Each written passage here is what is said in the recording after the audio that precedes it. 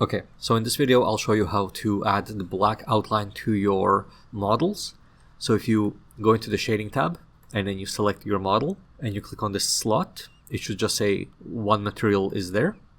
I will immediately just rename this to color. So I didn't create a new material, I just renamed it. So now it says it's color. And for this top one, you could have a new material for it, or you can just use the color material as well. So I will just change it to color. So they're both color. Now I need to make a new material. So I'm actually going to hit X on one of them. So the material still exists, but I just removed it from my object. And I will hit new. And this one I'll just call black outline. So this will be for my black outline. Change the base color and roughness all the way to 1 and specular all the way to 0, just so it's pure black. And then I will change, so this material is created, and now I will change it back to color. So everything's colored how you want it to be, but now you have color and you have this black outline material. Now with your object selected, here where it says slot 1, click on it, plus, so we want multiple materials on the same object.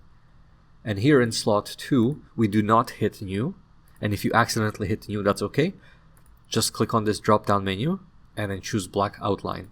Same with the top, slot 1, hit the plus, drop down menu, black outline.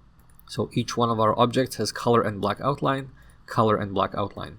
Okay, then go to layout, go to materials at the bottom, then make sure you select the black outline, and then you scroll all the way down, viewport display, open it, and then enable back face culling. Now we're essentially ready to add the outline. Select any one of these objects, doesn't matter.